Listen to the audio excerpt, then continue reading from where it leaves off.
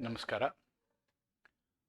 ಈ ಆಡಳಿತ ಕಾನೂನಿನ ವಿಷಯದಲ್ಲಿ ಇವತ್ತು ನಾವು ನಮ್ಮ ಯೂನಿಟ್ 4ನ ಮೊದಲನೆಯ ಭಾಗವನ್ನು ನೋಡ್ತಾ ಇದ್ದೀವಿ.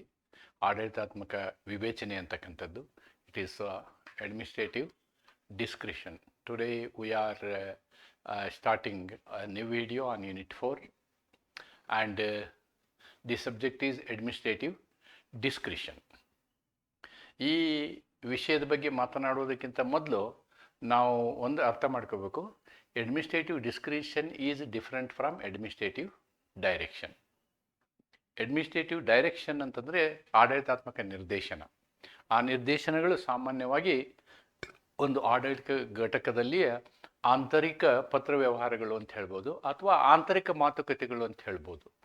ಅದಕ್ಕೂ ಮತ್ತು ಅಡ್ಮಿನಿಸ್ಟ್ರೇಟಿವ್ ಡಿಸ್ಕ್ರಿಷನ್ಗೂ ಅಜಗಜಾಂತರ, ಯಾವುದೇ ಸಂಬಂಧ ಇಲ್ಲ ಅಂತಲೂ ನಾವು ಹೇಳ್ಬೋದು. ಒಂದು ವೇಳೆ ಪರೀಕ್ಷೆಯಲ್ಲಿ ನಾವು ಅಡ್ಮಿನಿಸ್ಟ್ರೇಟಿವ್ ಡೈರೆಕ್ಷನ್ ಕೇಳಿದಾಗ ಅಡ್ಮಿನಿಸ್ಟ್ರೇಟಿವ್ ಡಿಸ್ಕ್ರಿಷನ್ ಆಗಲಿ ಅಥವಾ ಅಡ್ಮಿನಿಸ್ಟ್ರೇಟಿವ್ ಡಿಸ್ಕ್ರಿಷನ್ ಕೇಳಿದಾಗ ಅಡ್ಮಿನಿಸ್ಟ್ರೇಷನ್ ಡೈರೆಕ್ಷನ್ಸು ಬರೆಯುವ ಸಾಧ್ಯತೆಗಳಿರುವುದರಿಂದ ವಿದ್ಯಾರ್ಥಿಗಳು ಆ ವಿಷಯದಲ್ಲಿ ತುಂಬ ಮುತುವರ್ಜಿ ವಹಿಸ್ತಕ್ಕಂಥದ್ದು ಅವಶ್ಯಕತೆ ಇದೆ ಅಂತಕ್ಕಂಥ ಒಂದು ಮಾತನ್ನು ನಿಮ್ಗೆ ಹೇಳ್ತಾ ಇವತ್ತಿನ ಈ ಒಂದು ವಿಡಿಯೋ ಕ್ಲಾಸನ್ನು ಪ್ರಾರಂಭ ಮಾಡೋಣ. ಅಡ್ಮಿನಿಸ್ಟ್ರೇಟಿವ್ ಡಿಸ್ಕ್ರಿಷನ್ ಅಂತಂದರೆ ಆಡಳಿತಾತ್ಮಕ ವಿವೇಚನೆ. ಈ ಆಡಳಿತಾತ್ಮಕ ವಿವೇಚನೆ ಅಂತಕ್ಕಂಥದ್ದು ಯಾವಾಗ ಬರ್ತದೆ ಅನ್ನೋದನ್ನು ಕೂಡ ನಾವು ಮೊದಲು ತಿಳಿದುಕೊಳ್ಬೇಕಾಗ್ತದೆ.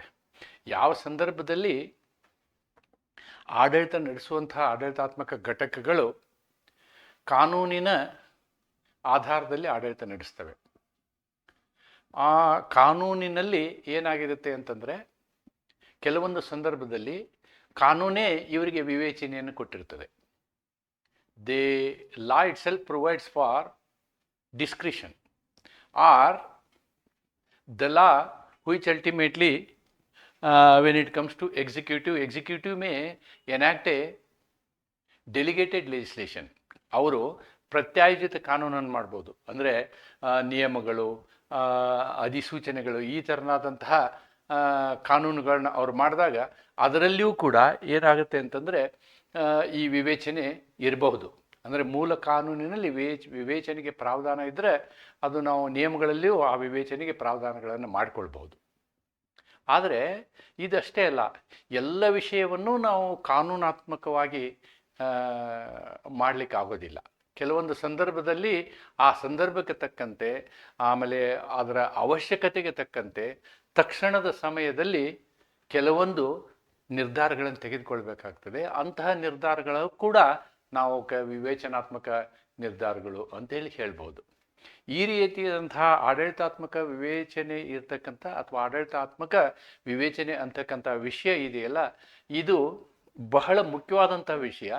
ಮತ್ತು ಇಲ್ಲಿ ಈ ವಿವೇಚನೆಯ ದುರುಪಯೋಗ ಆಗುವ ಸಾಧ್ಯತೆಗಳು ತುಂಬ ಇರುವುದರಿಂದ ನಮ್ಮ ಆಡಳಿತ ಕಾನೂನು ಏನು ಮಾಡ್ತದೆ ಅಂತಂದರೆ, ಈ ವಿವೇಚನೆಯನ್ನು ಅಥವಾ ವಿವೇಚನೆಯ ಅಧಿಕಾರವನ್ನು ನಿಯಂತ್ರಿಸುವುದಕ್ಕೆ ಪ್ರಯತ್ನ ಮಾಡ್ತದೆ.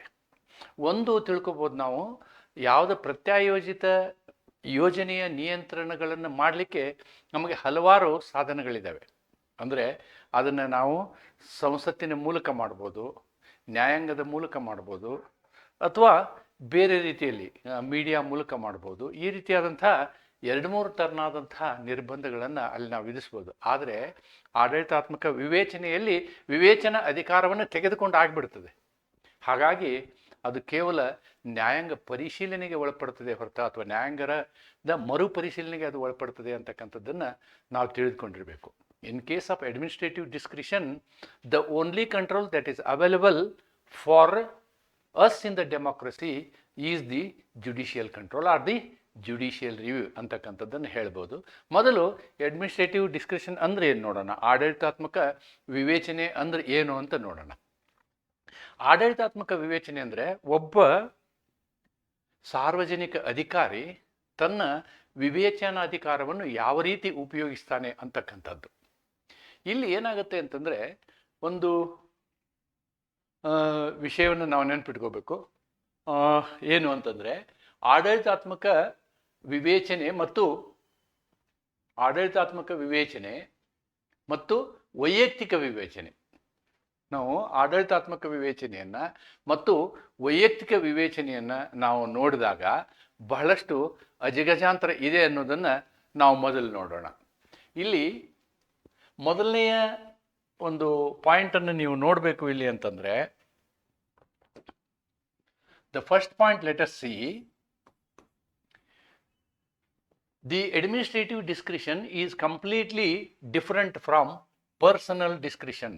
ವೈಯಕ್ತಿಕ ವಿವೇಚನೆ, ನಾನು ವೈಯಕ್ತಿಕವಾಗಿ ಯಾವುದೇ ಒಂದು ನಿರ್ಧಾರವನ್ನು ತೆಗೆದುಕೊಳ್ಳಬೇಕಾದ್ರೆ ಅದಕ್ಕೆ ಯಾವುದೇ ಬದ್ಧತೆಗಳು ಅಥವಾ ನಿರ್ಬಂಧಗಳು ಇರೋದಿಲ್ಲ. ನನ್ನ ಮನಸ್ಸಿಗೆ ಯೋಚಿಸಿದಂತೆ, ನನಗೆ ತಿಳಿದಂತೆ ನಾನು ನನ್ನ ವಿವೇಚನಾ ಶಕ್ತಿಯನ್ನು ಉಪಯೋಗಿಸಿ ನಿರ್ಧಾರವನ್ನು ವೈಯಕ್ತಿಕ ವಿಚಾರದಲ್ಲಿ ತೆಗೆದುಕೊಳ್ಳಬಹುದೇ ಹೊರತು ನಾನು ಒಬ್ಬ ಸಾರ್ವಜನಿಕ ಅಧಿಕಾರಿಯಾಗಿ ತೆಗೆದುಕೊಳ್ಳುವಂತಹ ವಿವೇಚನಾ ನಿರ್ಧಾರ ಇದೆಯಲ್ಲ, ಅದಕ್ಕೂ ಮತ್ತು ವೈಯಕ್ತಿಕ ವಿವೇಚನಾ ನಿರ್ಧಾರಕ್ಕೂ ಸಾಕಷ್ಟು ವ್ಯತ್ಯಾಸವಿದೆ ಅನ್ನೋದನ್ನು ನಾವಿಲ್ಲಿ ಮೊದಲು ಕಾಣ್ತೀವಿ.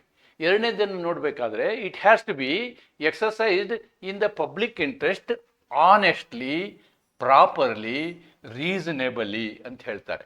ನೋಡಿ, ಇದನ್ನು ನಾವು ಪ್ರಾಮಾಣಿಕವಾಗಿ, ಸರಿಯಾದ ರೀತಿಯಲ್ಲಿ, ಸಮಂಜಸವಾದ ರೀತಿಯಲ್ಲಿ ಒಬ್ಬ ಸಾರ್ವಜನಿಕ ಅಧಿಕಾರಿಯಾಗಿ ಅವನು ತನ್ನ ವಿವೇಚನಾ ಅಧಿಕಾರವನ್ನು ಬಳಸಬೇಕಾಗ್ತದೆ.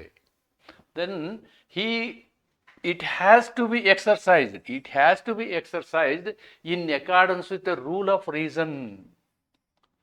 ತಾತ್ವಿಕವಾಗಿ, ರೂಲ್ ಆಫ್ ರೀಸನ್ ಅಂತಂದ್ರೆ ನಾವೇನು ಹೇಳಬೇಕು, ತಾತ್ವಿಕ ರೀತಿಯಲ್ಲಿ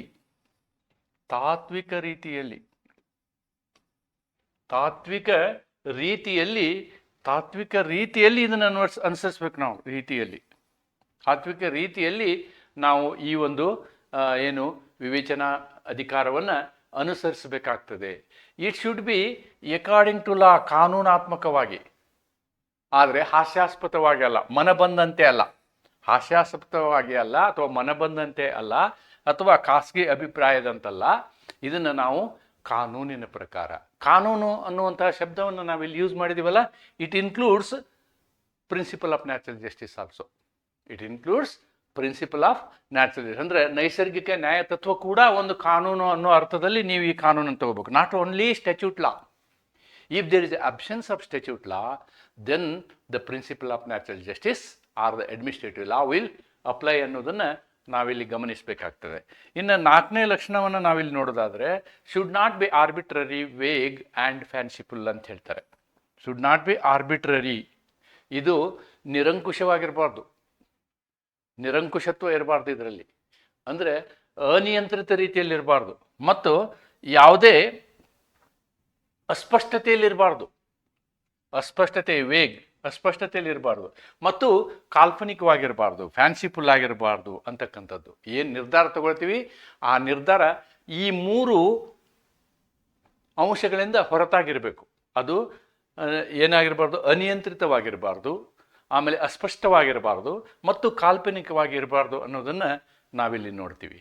should be legal and in order. ಇದು ಏನಾಗಿರಬೇಕು, ಕಾನೂನಾತ್ಮಕವಾಗಿರಬೇಕು ಮತ್ತು ಕ್ರಮಬದ್ಧವಾಗಿರಬೇಕು. It should be legal and in order, ಕಾನೂನಾತ್ಮಕವಾಗಿರಬೇಕು ಮತ್ತು ಕ್ರಮಬದ್ಧವಾಗಿರಬೇಕು ಅಂತಕ್ಕಂಥದ್ದನ್ನು ನಾವಿಲ್ಲಿ ನೋಡಬೇಕು. ಇನ್ನು ಮುಂದುವರೆದು ಐದನೇ ಲಕ್ಷಣಗಳನ್ನು ನಾವು ನೋಡೋದಾದರೆ, it must clearly manifest like on honest man. ನೋಡಿ, ಒಬ್ಬ ಪ್ರಾಮಾಣಿಕ ವ್ಯಕ್ತಿ ಯಾವ ರೀತಿ ಅಧಿಕಾರವನ್ನು ಚಲಾಯಿಸ್ತಾನೋ ಅಥವಾ ತನ್ನ ವಿವೇಚನೆಯನ್ನು ಉಪಯೋಗಿಸ್ತಾನೋ ಆ ರೀತಿಯಲ್ಲಿ ಈ ಸಾರ್ವಜನಿಕ ಅಧಿಕಾರಿ ಏನು ಮಾಡಬೇಕಾಗತ್ತೆ, ವಿವೇಚನಾ ಅಧಿಕಾರವನ್ನು ಉಪಯೋಗ ಮಾಡಬೇಕಾಗ್ತದೆ. Competent to discharge office ought to be confined to himself. ನೋಡಿ, ಆ ವಿಷಯಕ್ಕೆ ಸಂಬಂಧಿಸಿದಂತೆ ಅಷ್ಟರಲ್ಲಿ ಮಾತ್ರ ಸೀಮಿತವಾಗಿರಬೇಕು ಹೊರತು ಬೇರೆ ಯಾವುದೇ ಕನ್ಸಿಡ್ರೇಷನ್ ಅವನು ಮಾಡಬಾರ್ದು. ತನ್ನ ಹುದ್ದೆ ಏನಿದೆ, ಹುದ್ದೆಗೆ ಇರ್ತಕ್ಕಂಥ ಅಧಿಕಾರಗಳೇನಿದ್ದಾವೆ, ಆ ಅಧಿಕಾರಗಳ ಸೀಮಿತ ಮಟ್ಟದಲ್ಲಿ ಒಬ್ಬ ಪ್ರಾಮಾಣಿಕ ವ್ಯಕ್ತಿ ಯಾವ ರೀತಿಯಲ್ಲಿ ನಿರ್ಧಾರ ತೆಗೆದುಕೊಳ್ತಾನೋ ಆ ರೀತಿಯ ನಿರ್ಧಾರವನ್ನು ತೆಗೆದುಕೊಳ್ಬೇಕು ಅಂತಕ್ಕಂಥದ್ದನ್ನು ನಾವು ಈ ಗುಣಧರ್ಮದಲ್ಲಿ ನೋಡ್ಬೋದು. It should be free from falsity but have truth. ನೋಡಿ, ಅದರಲ್ಲಿ ಸತ್ಯವಿರಬೇಕೇ ಹೊರತು ಸುಳ್ಳು ಇರಬಾರ್ದು. ನೀವು ತೆಗೆದುಕೊಳ್ಳುವಂತಹ ವಿವೇಚನಾ ನಿರ್ಧಾರ ವಿವೇಚನಾ ಅಧಿಕಾರ ಏನಿರಬೇಕು, ಸತ್ಯದಿಂದ ಕೂಡಿರಬೇಕು. ನೀವು ತೆಗೆದುಕೊಳ್ಳುವ ವಿವೇಚನಾ ನಿರ್ಧಾರ ಸತ್ಯದಿಂದ ಕೂಡಿರಬೇಕು, ಸುಳ್ಳಿನಿಂದ ಅಲ್ಲ ಅಂತಕ್ಕಂಥದ್ದನ್ನು ನಾವಿಲ್ಲಿ ಕಾಣ್ತೀವಿ. It should be right but not wrong. ನೋಡಿ, ನಿಮ್ಮ ವಿವೇಚನಾ ನಿರ್ಧಾರ ಸರಿಯಾಗಿರಬೇಕೇ ಹೊರತು ತಪ್ಪಾಗಿರಬಾರ್ದು, ಸರಿಯಾಗಿರಬೇಕೇ ಹೊರತು ತಪ್ಪಾಗಿರಬಾರ್ದು.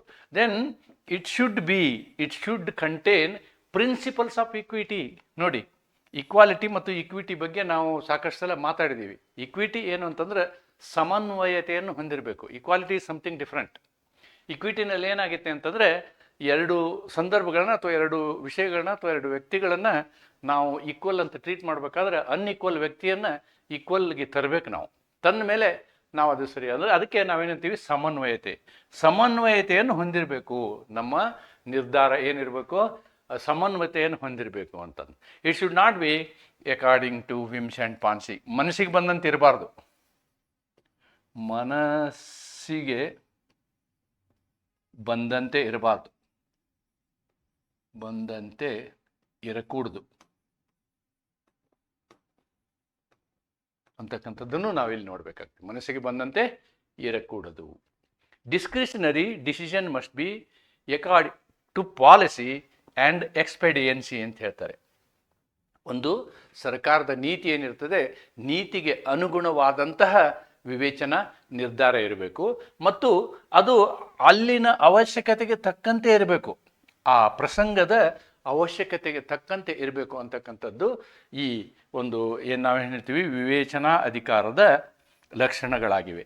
ಈ ಎಲ್ಲ ಲಕ್ಷಣಗಳನ್ನು ವಿವೇಚನೆಯನ್ನು ಉಪಯೋಗ ಮಾಡಿ ನಿರ್ಧಾರವನ್ನು ಮಾಡುವಂತಹ ಸಂದರ್ಭದಲ್ಲಿ ಈ ಎಲ್ಲ ಏನು ನಿಯಮಗಳಿದ್ದಾವೆ, ಈ ನಿಯಮಗಳನ್ನು ಪಾಲಿಸಬೇಕಾದದ್ದು ಆಡಳಿತ ನಡೆಸುವಂತಹ ಆಡಳಿತಾಧಿಕಾರಿಗಳ ಬಾಧ್ಯತೆಯಾಗಿದೆ ಅನ್ನೋದನ್ನು ನಾವು ನೋಡಬೇಕು. ಆಮೇಲೆ ಒಂದು ವೇಳೆ ಇಷ್ಟೆಲ್ಲ ನಾವು ಕಾರಣಗಳನ್ನ 10 ಕಾರಣಗಳನ್ನ ನಾವಿಲ್ಲಿ ನೋಡಿದ್ದೀವಿ. ಈ ಕಾರಣಗಳನ್ನ ನೋಡಿದಾಗಲೂ ಕೂಡ ನಮಗೊಂದೇ ಡೈಲಾಗ್ ಇದೆ, ಏನು Atkins dialogue, power corrupts, absolute power corrupts ಅಂತಕ್ಕಂತಹ ಲಾರ್ಡ್ ಆಟ್ಕಿನ್ಸ್ ಏನು ಮಾತು ಹೇಳಿದ್ದಾರೆ. ಇಲ್ಲಿಯೂ ಕೂಡ ಅಂತಹ ಪ್ರಸಂಗಗಳು ನಡಿಬೋದು. ವಿವೇಚನಾಧಿಕಾರದ ಸದುಪಯೋಗವೇ ಯಾವಾಗಲೂ ಆಗುತ್ತೆ ಅಂಥೇಳಿ ನಾವು ತಿಳ್ಕೊಂಡಿದ್ರೆ ತಪ್ಪು. ಅಂದರೆ ವಿವೇಚನಾಧಿಕಾರದ ದುರುಪಯೋಗ ಆಗುವ ಸಾಧ್ಯತೆಗಳನ್ನು ನಾವು ಕಾಣ್ತೀವಿ. ಆ ರೀತಿ ದುರುಪಯೋಗ ಆದಾಗ ಏನು ಮಾಡಬೇಕು ಅನ್ನೋದನ್ನು ನಾವು ನೋಡೋದಾದರೆ, ದುರುಪಯೋಗ ಆದಂತಹ ಸಂದರ್ಭಗಳಲ್ಲಿ ಅಲ್ಲಿ ತೊಂದರೆಗೊಳಗಾದ ವ್ಯಕ್ತಿ ಏನು ಮಾಡ್ತಾನೆ, ನ್ಯಾಯಾಂಗದ ಮೊರೆ ಹೋಗ್ತಾನೆ. ಆವಾಗ ನ್ಯಾಯಾಂಗ ಅದನ್ನು ಮರುಪರಿಶೀಲನೆ ಮಾಡ್ತದೆ. ಅದಕ್ಕಿಂತ ಮೊದಲು ನಾವೇನು ಮಾಡೋಣ ಅಂದರೆ, ನ್ಯಾಯಾಂಗದ ಮರುಪರಿಶೀಲನೆ ಅಂದ್ರೇನು ಅನ್ನೋದನ್ನು ತಾತ್ವಿಕವಾಗಿ ತಿಳಿದುಕೊಳ್ಳೋಣ. We will go to judicial review of the discretion separately ಇನ್ನು ಮುಂದೆ. ಅದಕ್ಕಿಂತ ಮೊದಲು ಒಂದ್ಸಲ ನ್ಯಾಯಾಂಗ ಮರುಪರಿಶೀಲನೆ ಅಂದರೆ ಏನು ನೋಡಿಬಿಡೋಣ. ನ್ಯಾಯಾಂಗ ಮರುಪರಿಶೀಲನೆ ನಾವು ಭಾರತದಲ್ಲಿ 3 ಪ್ರಕಾರದ ನ್ಯಾಯಾಂಗ ಮರುಪರಿಶೀಲನೆಗಳನ್ನು ಮಾಡ್ತೀವಿ. ಏನು? It is the power of judiciary to review action of the other branches of the government. ಅಂದರೆ ನಮ್ಮ ಸರ್ಕಾರದ 3 ಅಂಗಸಂಸ್ಥೆಗಳಲ್ಲಿ ನ್ಯಾಯಾಂಗ ಉಳಿದೆರಡು ಸಂಸ್ಥೆಗಳನ್ನು ಅಂದರೆ ಶಾಸಕಾಂಗದ ಮತ್ತು ಕಾರ್ಯಾಂಗದ ಪ್ರಕ್ರಿಯೆಗಳನ್ನು ಅದು ಮರುಪರಿಶೀಲನೆ ಮಾಡ್ತದೆ. ಆದರೆ ಲಂಡನ್ ಅಥವಾ ಇಂಗ್ಲೆಂಡಿನಲ್ಲಿ ಹಾಗಲ್ಲ. ಇಂಗ್ಲೆಂಡಿನಲ್ಲಿ ಅಲ್ಲಿ ಶಾಸಕಾಂಗದ ಮರುಪರಿಶೀಲನೆಗೆ ಅವಕಾಶ ಇಲ್ಲ. ಭಾರತದಲ್ಲಿದೆ, ಅಮೇರಿಕದಲ್ಲಿದೆ. ಆದರೆ ಇಲ್ಲಿ ಭಾರತದಲ್ಲಿ ಇಲ್ಲಿಯೂ ಇದೆ. ಎರಡನ್ನೂ ಮರುಪರಿಶೀಲನೆ ಮಾಡುವಂಥ ಅವಕಾಶ ನಮಗಿದೆ. In India it deals with 3 aspects. ಭಾರತದಲ್ಲಿ ಅದೇ ಹೇಳಿದ್ನಲ್ಲ, 3 ವಿಷಯಗಳಲ್ಲಿ ನಾವೇನು ಮಾಡ್ತೀವಿ, ಮರುಪರಿಶೀಲನೆ ಮಾಡ್ತೀವಿ. ಒಂದೇನು, judicial review of legislative action, ಶಾಸಕಾಂಗದ ಮರುಪರಿಶೀಲನೆಯನ್ನು ಮಾಡ್ತೀವಿ ನಾವು. ಆಮೇಲೆ ಕಾರ್ಯಾಂಗದ ಮರುಪರಿಶೀಲನೆಯನ್ನು ಮಾಡ್ತೀವಿ. ಅದರೊಟ್ಟಿಗೆ ಜುಡಿಷಿಯಲ್ ಆ್ಯಕ್ಷನನ್ನು ಜುಡಿಷಿಯಲ್ ರಿವ್ಯೂ ಅಂತ ಇರ್ತದೆ. ಅಂದರೆ ರಿವ್ಯೂ ಪೆಟಿಷನ್ ಅಂತ ಹಾಕ್ತೀವಿ ನಾವು, ಮರುಪರಿಶೀಲನೆ. When a judgement is having a error on the face of it ಅಂತ ಸಂದರ್ಭದಲ್ಲಿ ಜುಡಿಷಿಯಲ್ ರಿವ್ಯೂಗೂ ನಮ್ಮಲ್ಲಿ ಅವಕಾಶ ಇದೆ ಅಂತಕ್ಕಂಥದ್ದನ್ನು ನಾವು ನೋಡ್ಬೋದು. ಈ ರೀತಿಯಾಗಿ 3 ಮರುಪರಿಶೀಲನೆಗಳಿಗೆ ನಮಗೆ ಅವಕಾಶ ಇದೆ ಅನ್ನೋದನ್ನು ನೋಡ್ತೀವಿ. ಆದರೆ ಇಲ್ಲಿ ನಮಗಿರ್ತಕ್ಕಂತಹ ವಿಷಯ, ಇವತ್ತಿನ ವಿಷಯ ಏನು ಅಂತಂದರೆ, ಆಡಳಿತಾತ್ಮಕ ವಿವೇಚನೆ ಅಂತ ಏನು ಹೇಳ್ತೀವಿ ದಿ ಅಡ್ಮಿನಿಸ್ಟ್ರೇಟಿವ್ ಡಿಸ್ಕ್ರಿಷನ್ ಅಂತ ಏನು ಹೇಳ್ತೀವಿ, ಈ ವಿಷಯದಲ್ಲಿ ನ್ಯಾಯಿಕ ಮರುಪರಿಶೀಲನೆ ಅದು ನಮ್ಮ ವಿಷಯ. ಈ ವಿಷಯದಲ್ಲಿ ನ್ಯಾಯಿಕ ಮರುಪರಿಶೀಲನೆ ಹೇಗಿರ್ತದೆ ಅಂತಕ್ಕಂಥದ್ದು ಇಲ್ಲಿ ನಮ್ಮ ವಿಷಯ ಆಗಿದೆ. Here V deal with judicial review of administrative action. We are not dealing with a judicial review of legislative action. ಅದನ್ನು ಮಾಡ್ತಾ ಇಲ್ಲ ನಾವು. ಇಲ್ಲಿ ನಾವು ಆಡಳಿತ ಕಾನೂನು ಓದ್ತಾ ಇರೋದ್ರಿಂದ ಆಡಳಿತಾತ್ಮಕ ಪ್ರಕ್ರಿಯೆಗಳ ನ್ಯಾಯಿಕ ಮರುಪರಿಶೀಲನೆಯ ಬಗ್ಗೆ ನಾವು ವಿಚಾರ ಮಾಡ್ತೀವಿ. ಯಾವಾಗ ಅಂತಂದರೆ, ಯಾವಾಗ ಆಡಳಿತ ತನ್ನ ಅಧಿಕಾರವನ್ನು ದುರುಪಯೋಗ ಮಾಡ್ತದೆ ಆವಾಗ. when there is a abuse of power by the administration, then judiciary will get the power to review and set it right ಅಂತ ಹೇಳ್ತಾರೆ. ಇಲ್ಲಿ ನಾವು ಅಧಿಕಾರದ ದುರುಪಯೋಗವನ್ನು ನಿಯಂತ್ರಿಸಲು ಆಡಳಿತಾತ್ಮಕ ಕ್ರಮದ ನ್ಯಾಯಾಂಗ ವಿಮರ್ಶೆಯನ್ನು ಮಾಡುತ್ತೇವೆ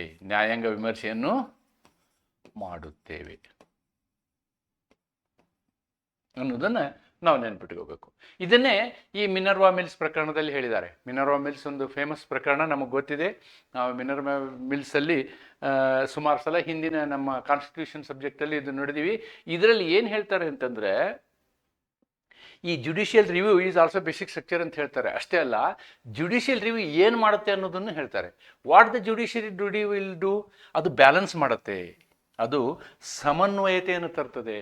ಯಾವುದರ ಮಧ್ಯೆ ಅಂದರೆ, ಒಂದು ಶಾಸಕಾಂಗದ ತತ್ವ ಏನಿದೆ, ಯೋಜನೆ ಏನಿದೆ, ಆ ಯೋಜನೆಗೂ ಮತ್ತು ಅಡ್ಮಿನಿಸ್ಟ್ರೇಷನ್ ಮಾಡುವಂತಹ ಕೆಲಸ, ನ್ಯಾಯಯೋಚಿತವಾದಂತಹ ಆಡಳಿತ ಕ್ರಮವನ್ನು ಮತ್ತು ಸರ್ಕಾರದ ಯೋಜನೆಯ ಮಧ್ಯದಲ್ಲಿ ಸಮತೋಲನವನ್ನು ತರ್ತದೆ ಅಂತಕ್ಕಂಥದ್ದನ್ನು ನಾವು ಮಿನರ್ವಾ ಮಿಲ್ಸಲ್ಲಿ ನೋಡಬಹುದು.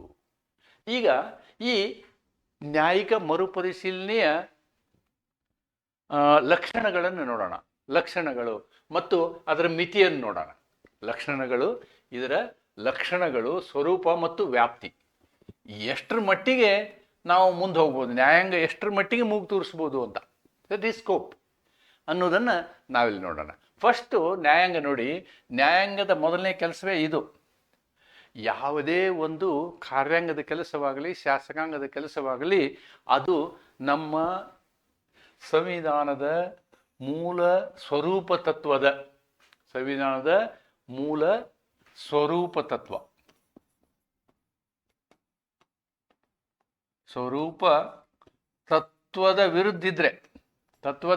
ವಿರುದ್ಧಿದ್ರೆ ನಾವು ಅದನ್ನು ಏನು ಮಾಡ್ತೀವಿ, ಸರಿಪಡಿಸ್ತೀವಿ. ಎಲ್ಲಿ? ನ್ಯಾಯಿಕ ಮರುಪರಿಶೀಲನೆಯಲ್ಲಿ. ಇದನ್ನೊಂದು ಏನು, potent weapon of judiciary to maintain rule of law. ನೋಡಿ, ಕಾನೂನಿನ ಆಳ್ವಿಕೆಯನ್ನು ಕಾಪಾಡಿಕೊಳ್ಳಲು ಇದು ಏನಾಗಿದೆ, ಇದು ನ್ಯಾಯಾಂಗಕ್ಕೆ ಒಂದು ಅಸ್ತ್ರವಾಗಿದೆ ಅಂತ ಹೇಳ್ಬೋದು. Then it is the touchstone of the constitution. ಅಂತಂದರೆ ಸಂವಿಧಾನದ ಅಡಿಗಲ್ಲು. ಆ ಕಲ್ಲು ಅದು ಏನಾದರೂ ತಪ್ಪಿದರೆ ಸಂವಿಧಾನವೇ ಬಿದ್ದು ಹೋಗ್ತದೆ. ಅಂತಹ ಒಂದು ಅಡಿಗಲ್ಲು, ಸಂವಿಧಾನದ ಅಡಿಗಲ್ಲು ಅಥವಾ ಅಡಿಪಾಯ ಅಂಥೇಳಿ ನಾವಿಲ್ಲಿ ಹೇಳ್ಬೋದಾಗಿದೆ. In judicial review, courts do not act as a appellate authority. ಇಲ್ಲಿ ಮೇಲ್ಮನವಿ ಪ್ರಾಧಿಕಾರದಂತೆ ನ್ಯಾಯಾಲಯಗಳು ವರ್ತಿಸೋದಿಲ್ಲ. But looks at the proper exercise of the power. ನೋಡಿ, ಅಂದರೆ ಯಾವ ಅಧಿಕಾರವನ್ನು ಕೊಟ್ಟಿದೆಯೋ ಆ ಅಧಿಕಾರದ ಯೋಗ್ಯ ಉಪಯೋಗವಾಗಿದೆಯಾ, ಅಧಿಕಾರವನ್ನು ಯೋಗ್ಯ ರೀತಿಯಲ್ಲಿ ಚಲಾಯಿಸಲಾಗಿದೆಯೇ ಅನ್ನುವುದನ್ನು ಪರೀಕ್ಷೆ ಮಾಡುವಂತಹ ವ್ಯವಸ್ಥೆ ಇದು. ಜುಡಿಷಿಯಲ್ ರಿವ್ಯೂ ಆಫ್ ಅಡ್ಮಿನಿಸ್ಟ್ರೇಟಿವ್ ಆ್ಯಕ್ಷನ್ನಲ್ಲಿ ನಾವು ಮಾಡುವಂತಹ ಕೆಲಸ ಏನು ಅಂತಂದರೆ, ನ್ಯಾಯಾಂಗ ವಿಮರ್ಶೆಯ ಕೆಲಸ ಏನು ಅಂತಂದರೆ, ಕೇವಲ ಆಡಳಿತ ಘಟಕವು ತನ್ನ ಅಧಿಕಾರವನ್ನು ಸರಿಯಾದ ರೀತಿಯಲ್ಲಿ ಚಲಾಯಿಸಿದೆಯೇ ಎನ್ನುವುದನ್ನು ನೋಡುವಂಥದ್ದು. ಆದ್ದರಿಂದ ಇದಕ್ಕೇನಂತೀವಿ ನಾವು, ಸರ್ವೋಚ್ಚ ನ್ಯಾಯಾಲಯ ಸಂವಿಧಾನದ ಕಾನೂನಿನ ಭಂಡಾರ, repository of supreme law of the land. ಅಂದರೆ ಸಂವಿಧಾನದ ಭಂಡಾರ, ಸಂವಿಧಾನವನ್ನು ರಕ್ಷಿಸುವಂಥ ಒಂದು ವ್ಯವಸ್ಥೆ ಇದು ಅಂತ ಹೇಳ್ಬೋದು. ಆದ್ದರಿಂದ ಈ ಅಡ್ಮಿನಿಸ್ಟ್ರೇಟಿವ್ ಡಿಸ್ಕ್ರಿಷನ್ ಕ್ಯಾನಾಟ್ ಅಬ್ರಾಗೇಟ್. ನೋಡಿ, ಈ ನಮ್ಮ SR ಬೊಮ್ಮಾಯಿ ಪ್ರಕರಣದಲ್ಲಿ ಏನು ಹೇಳಿದ್ವಿ ನಾವು ಅಂತಂದರೆ, ಆಡಳಿತ ಕಾನೂನಿನ ವಿವೇಚನೆ ಅಂದರೆ ಯಾವ ರಾಜ್ಯ ಸರ್ಕಾರಗಳನ್ನು ನೀವು ಮನಬಂದಂತೆ ತೆಗೆಯುವ ಹಾಗಿಲ್ಲ. ನಿಮಗಿದೆ, ಅಧಿಕಾರ ಇದೆ. ಅಂಡರ್ ಆರ್ಟಿಕಲ್ 356ನಲ್ಲಿ ಏನಿದೆ, ರಾಜ್ಯದಲ್ಲಿ ನೀವು ಪ್ರೆಸಿಡೆಂಟ್ ರೂಲ್ ತರುವಂತಹ ಅಥವಾ ರಾಷ್ಟ್ರಪತಿ ಆಳ್ವಿಕೆಯನ್ನು ತರುವಂತಹ ಅಧಿಕಾರ ನಿಮ್ಮಲ್ಲಿದೆ, ರಾಜ್ಯಪಾಲರ ಆಳ್ವಿಕೆಯನ್ನು ತರುವಂತಹ ಅಧಿಕಾರ ಇದೆ. ಆದರೆ ಅದನ್ನು ಮನಬಂದಂತೆ ಉಪಯೋಗ ಮಾಡುವುದು ಆಗೋದಿಲ್ಲ ಅನ್ನೋದನ್ನು ಇಲ್ಲಿ ಹೇಳಿದ್ದಾರೆ. Discretion cannot abrogate the basic structure. ನೋಡಿ, ನೀವು ಆ ಅಧಿಕಾರವನ್ನು ಸಂವಿಧಾನದ ಮೂಲ ತತ್ವವನ್ನು ತಳ್ಳಿ ಹಾಕುವ ರೀತಿಯಲ್ಲಿ ಉಪಯೋಗಿಸಲು ಸಾಧ್ಯವಿಲ್ಲ ಅನ್ನೋದನ್ನು ನಾವು SIR ಬೊಮ್ಮಾಯಿ ಪ್ರಕರಣದಲ್ಲಿ ಕಾಣ್ತೇವೆ ಅಂತಕ್ಕಂಥದ್ದನ್ನು ಇಲ್ಲಿ ನೋಡಬಹುದು. We can see it here. ಆದ್ದರಿಂದ ಈಗ ನಾವು ಇನ್ನೂ ಮುಂದುವರಿಯೋಕ್ಕಿಂತ ಮೊದಲು ಆಡಳಿತಾತ್ಮಕ ಕ್ರಮ ಮತ್ತು ಜುಡಿಷಿಯಲ್ ರಿವ್ಯೂ ಅಥವಾ ಅಡ್ಮಿನಿಸ್ಟ್ರೇಟಿವ್ ರಿವ್ಯೂ ಮತ್ತು ಜುಡಿಷಿಯಲ್ ರಿವ್ಯೂ ಮಧ್ಯದ ಅಂತರವನ್ನು ನೋಡೋಣ. ಅಡ್ಮಿನಿಸ್ಟ್ರೇಟಿವ್ ರಿವ್ಯೂ ಅಂದರೆ ಏನಾಗುತ್ತೆ ಅಂತಂದರೆ, ಅಡ್ಮಿನಿಸ್ಟ್ರೇಷನ್ನಲ್ಲಿ ಕೆಲವೊಂದು ಕಾನೂನುಗಳಲ್ಲಿ ಪ್ರಾವಧಾನ ಮಾಡಲಾಗಿರುತ್ತೆ. ಏನಂತಂದರೆ, ಅವರು ಆಜ್ಞೆಗಳನ್ನು ಅಪೀಲು, ರಿವ್ಯೂ ಇದನ್ನೆಲ್ಲ ಮಾಡ್ಬೋದು ಅಂಥೇಳಿ ಕಾನೂನಿನಲ್ಲೇ ಪ್ರಾವಧಾನ ಇರುತ್ತೆ. ಅದಕ್ಕೆ ನಾವೇನು ಹೇಳ್ತೀವಿ? ಅಡ್ಮಿನಿಸ್ಟ್ರೇಟಿವ್ ರಿವ್ಯೂ ಅಂತೀವಿ. Where statute empowers. Statutes means act. Statute means act ಅಥವಾ ಅಧಿನಿಯಮ. ಅಧಿನಿಯಮದಲ್ಲಿಯೇ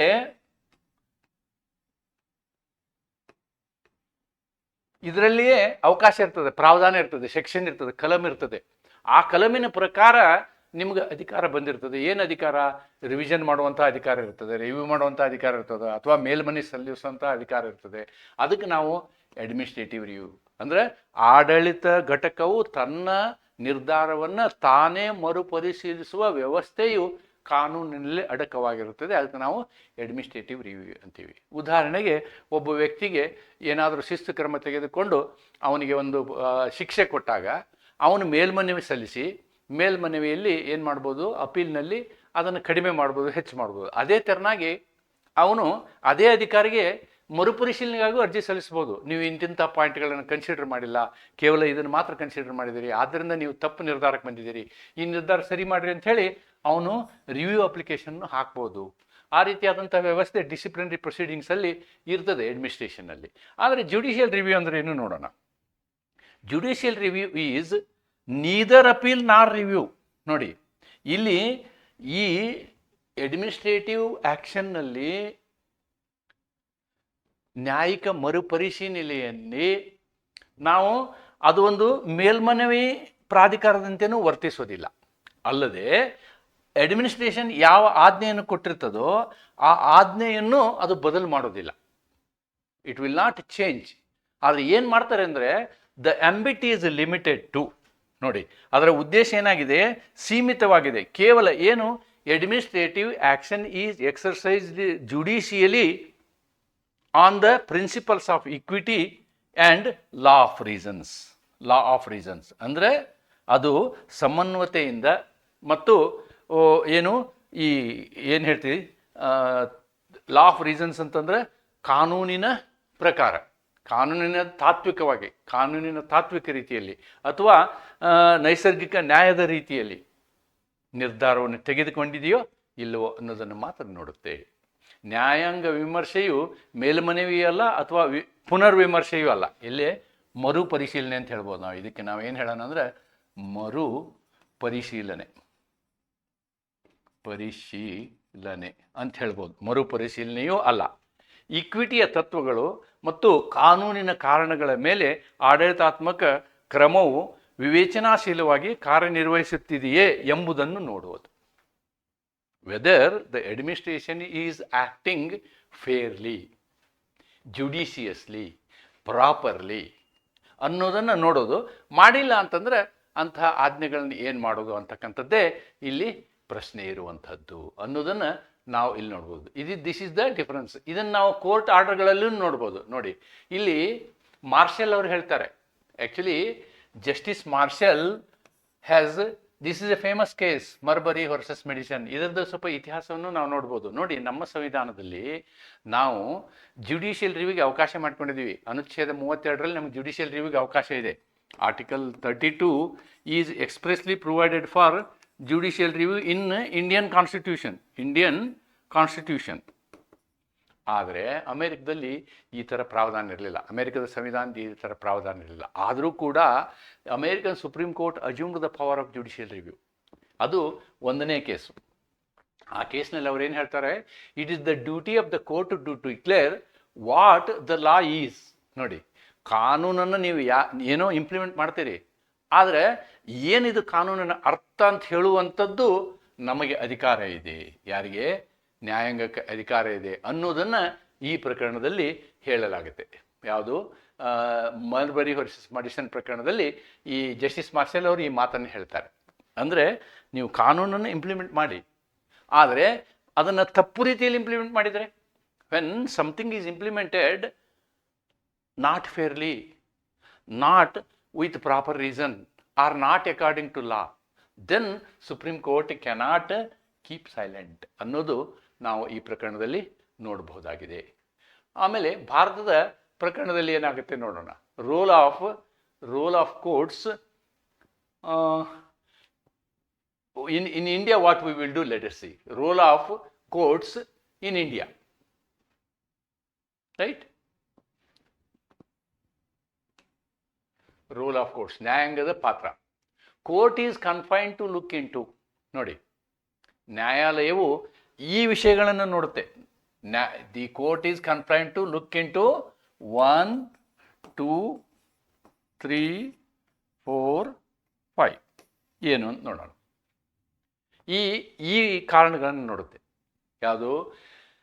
ಅಡ್ಮಿನಿಸ್ಟ್ರೇಷನ್ನು, ಆಡಳಿತ ತನ್ನ ವಿವೇಚನಾ ಅಧಿಕಾರವನ್ನು ಉಪಯೋಗಿಸುವಂತಹ ಅಥವಾ ಉಪಯೋಗಿಸಿದ ನಂತರದ ಸಂದರ್ಭದಲ್ಲಿ ನ್ಯಾಯಾಲಯ ಅಂತಹ ನಿರ್ಧಾರವನ್ನು ಈ ಏನು ಕಾರಣಗಳಿದ್ದಾವೆ ಈ ಕಾರಣಗಳಿಂದ ನೋಡುತ್ತೆ. ಅದರಲ್ಲಿ ಮೊದಲನೇ ಕಾರಣ ಏನು? Whether the authority has exceeded powers. ನೋಡಿ, ಅದಕ್ಕೆ ಕೊಟ್ಟಂತಹ ಅಧಿಕಾರಗಳನ್ನು ಮೀರಿ ನಡೆದಿದೆಯೇ? Is there any ultra vires ಅನ್ನೋದನ್ನು ನೋಡುತ್ತೆ. ಕಾನೂನು ಬಾಹಿರವಾಗಿದೆಯೇ ಅನ್ನೋದನ್ನು ನೋಡುತ್ತೆ. ಆಡಳಿತವು ತನ್ನ ಅಧಿಕಾರವನ್ನು ಮೀರಿದೆಯೇ ಅನ್ನುವುದನ್ನು ನೋಡುತ್ತೆ. ಅಥವಾ ಕಾನೂನಿನ ಕಾನೂನನ್ನು ತಪ್ಪಾದ ರೀತಿಯಲ್ಲಿ ಅನ್ವಯಿಸಿದೆಯೇ? ಓಕೆ, ಯಾವುದೇ ದೋಷವನ್ನು ಮಾಡಲಾಗಿದೆ, ಕಾನೂನಾತ್ಮಕ ದೋಷವನ್ನು ಮಾಡಲಾಗಿದೆಯೇ? Committed any error of law ಅಂತಂದ್ರೆ ಕಾನೂನನ್ನು ಅಪ್ಲೈ ಮಾಡಿರ್ತಾರೆ, ಅವ್ರು ತಿಳ್ಕೊಂಡಿದ್ದ ರೀತಿಯಲ್ಲಿ ಅಪ್ಲೈ ಮಾಡಿರ್ತಾರೆ, ಆದರೆ ಅದು ತಪ್ಪಾಗಿರುತ್ತೆ. That is what is known as error of law. Okay. ಆಮೇಲೆ ನೈಸರ್ಗಿಕ ನ್ಯಾಯ ತತ್ವವನ್ನು ಮೀರಲಾಗಿದೆಯೇ ಅಥವಾ ಪಾಲಿಸದೇ ಇರುವಂತಹ ಸಂದರ್ಭ ಇದೆಯೇ? ನೈಸರ್ಗಿಕ ನ್ಯಾಯ ತತ್ವವನ್ನು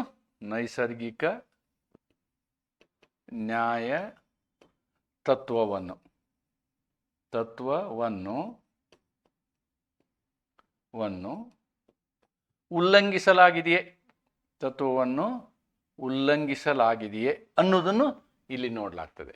ವೆದರ್ ಅಬ್ಯೂಸ್ಡ್ ಪವರ್, ಅಧಿಕಾರದ ದುರುಪಯೋಗವನ್ನು ಮಾಡಲಾಗಿದೆಯೇ ಅನ್ನೋದನ್ನು ನೋಡ್ತಾರೆ. ಆದರೆ ಅದು ಒಂದು ಮೇಲ್ಮನವಿಯ ಘಟಕ ಆಗೋದಿಲ್ಲ. ಜುಡಿಷಿಯಲ್ ರಿವ್ಯೂ ಆಫ್ ಅಡ್ಮಿನಿಸ್ಟ್ರೇಟಿವ್ ಆ್ಯಕ್ಷನ್ನಲ್ಲಿ ಅಥವಾ ಜುಡಿಷಿಯಲ್ ರಿವ್ಯೂ ಆಫ್ ಅಡ್ಮಿನಿಸ್ಟ್ರೇಟಿವ್ ಡಿಸ್ಕ್ರಿಷನ್ನಲ್ಲಿ ಈ ನ್ಯಾಯಾಲಯಗಳು ಮೇಲ್ಮನವಿ ಪ್ರಾಧಿಕಾರದಂತೆ ಕೆಲಸ ಮಾಡೋದಿಲ್ಲ.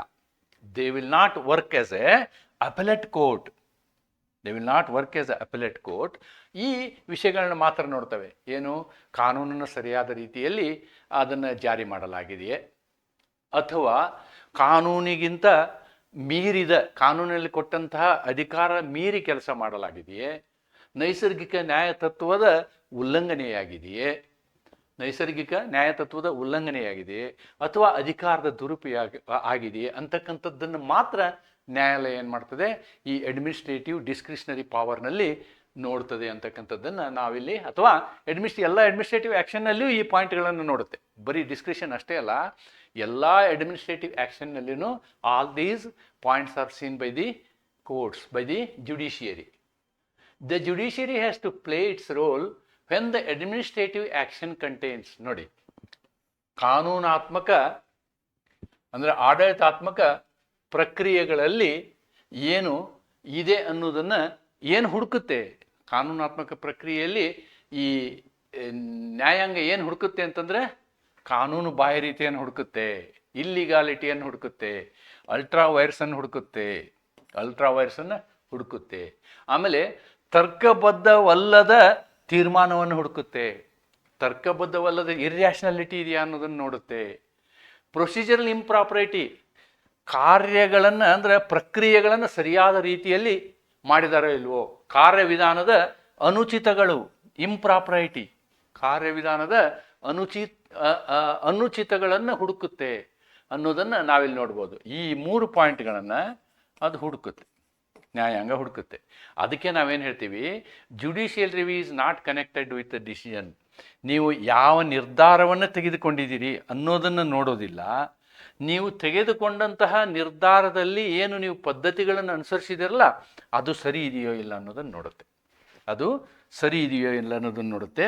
ಮೇಲಿನ ವಿಷಯನ ಹೇಳೋದಾದರೆ, ಅಂದರೆ ವಿವೇಚನೆ ವಿಷಯದಲ್ಲಿ ನೋಡೋದಾದರೆ, ನೀವು ವಿಮ್ಸ್ ಆ್ಯಂಡ್ ಫ್ಯಾನ್ಸಿ ಮಾಡಿದ್ದೀರಾ ಅಥವಾ ನ್ಯಾಯಯೋಚಿತವಾಗಿ ಮಾಡಿದ್ದೀರಾ, ನೀವು ಅಧಿಕಾರದ ದುರುಪಯೋಗ ಮಾಡಿದ್ದೀರಾ ಅಥವಾ ಏನು ಅಧಿಕಾರದ ಇತಿಮಿತಿಯಲ್ಲಿ ಕೆಲಸ ಮಾಡಿದ್ದಾರೆ, ಇದನ್ನು ಮಾತ್ರ ಏನು ಮಾಡುತ್ತೆ ಸರ್ವೋಚ್ಚ ನ್ಯಾಯಾಲಯ ಅಥವಾ ನ್ಯಾಯಾಲಯಗಳು ನೋಡ್ತವೆ ಅಂತಕ್ಕಂಥದ್ದನ್ನು ನಾವಿಲ್ಲಿ ಕಾಣಬಹುದಾಗಿದೆ.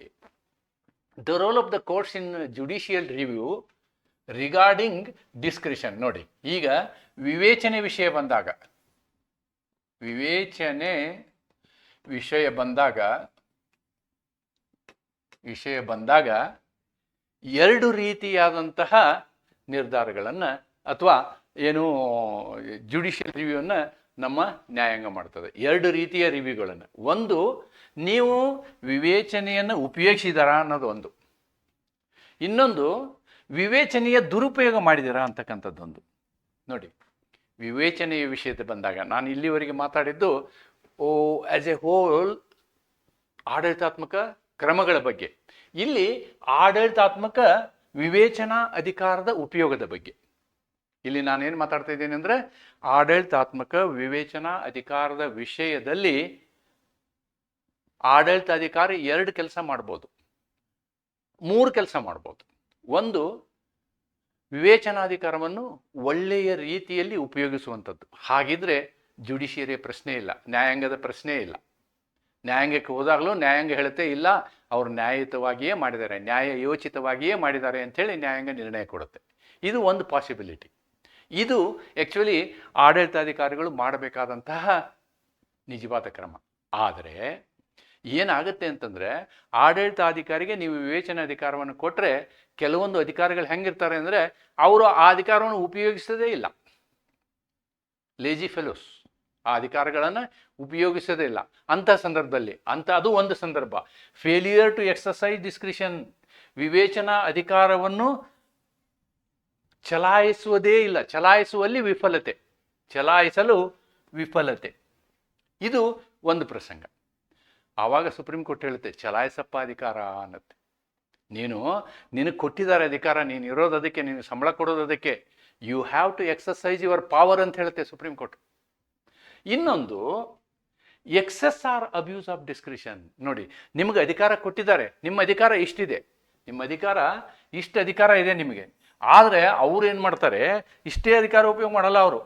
ಅವ್ರು ಏನು ಮಾಡಿಬಿಡ್ತಾರೆ, ಇಷ್ಟೆಲ್ಲ ಅಧಿಕಾರವನ್ನು ಉಪಯೋಗ ಮಾಡ್ತಾರೆ. So they are abusing the power. The power is only this much. This is their power. But what they are doing, they are using this much of power. This is nothing but abuse of power.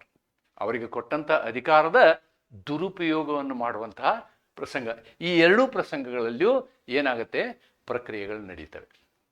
ಆದ್ದರಿಂದ ನಾನು ಇವತ್ತಿನ ಏನು ಅಧಿಕಾರಿಗಳ ಅಥವಾ ಆಡಳಿತಾತ್ಮಕ ವಿವೇಚನೆಯ ಬಗ್ಗೆ ನಿಮಗೆ ಇಲ್ಲಿವರೆಗೆ ಮನವರಿಕೆ ಮಾಡಿದ್ದೀನಿ. ಇದು ವಿವೇಚನೆ ಅಂದರೇನು, ಫಸ್ಟು ಆಡಳಿತಾತ್ಮಕ ವಿವೇಚನೆ ಅಂದರೇನು,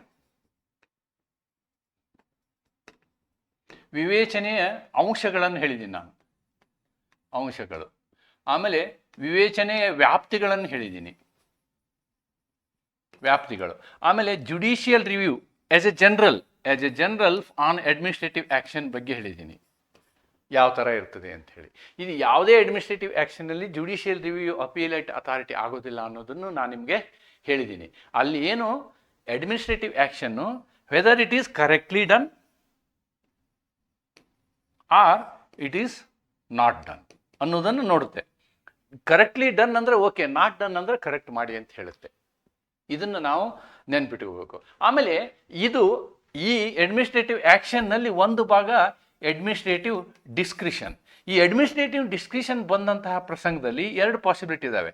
ಒಂದು, ಅಡ್ಮಿನಿಸ್ಟ್ರೇಟಿವ್ ಡಿಸ್ಕ್ರಿಷನ್ನ ಉಪಯೋಗ ಮಾಡದೇ ಇರೋದು, they are not using administrative discretion at all.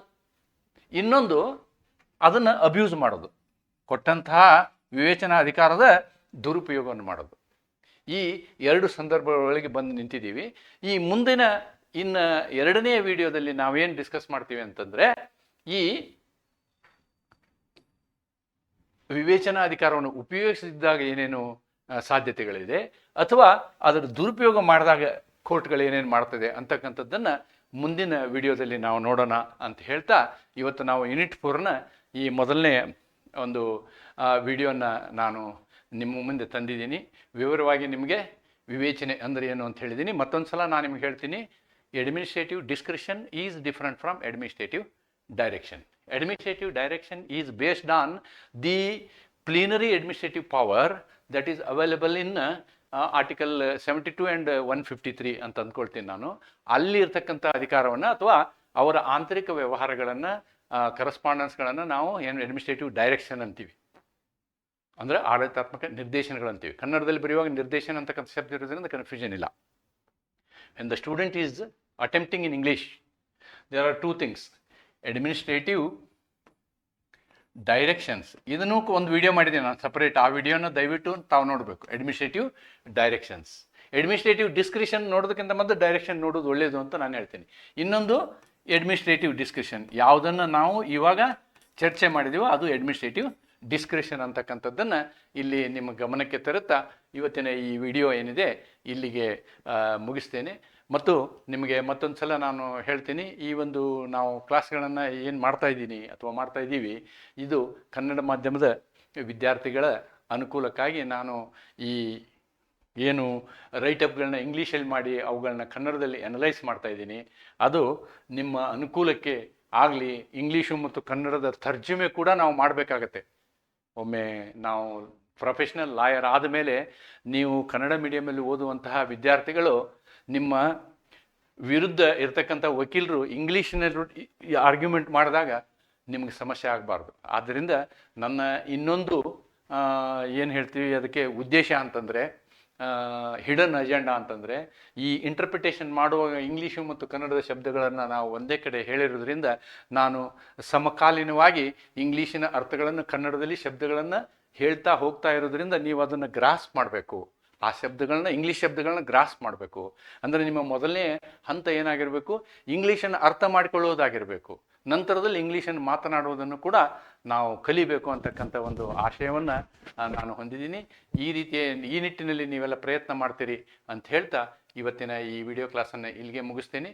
ಮತ್ತು ನಿಮ್ಮಲ್ಲಿ ಇನ್ನೊಂದು ವಿನಂತಿ ಏನು ಅಂತಂದರೆ, ಹೆಚ್ಚು ಕನ್ನಡ ಮಾಧ್ಯಮದ ವಿದ್ಯಾರ್ಥಿಗಳಿಗೆ ಈ ಒಂದು ವಿಡಿಯೋ ಕ್ಲಾಸಿನ ಲಾಭ ತಲುಪುವಂತೆ ಮಾಡುವಲ್ಲಿ ನಿಮ್ಮ ಪ್ರಯತ್ನವು ಅಡಗಿದೆ ಅಂತಕ್ಕಂಥ ಮಾತನ್ನು ನಿಮಗೆ ನೆನಪಿಸುತ್ತಾ ಇವತ್ತಿನ ಈ ಕ್ಲಾಸನ್ನು ಇಲ್ಲಿಗೆ ಮುಕ್ತಾಯ ಮಾಡ್ತೀನಿ. ನಮಸ್ಕಾರ.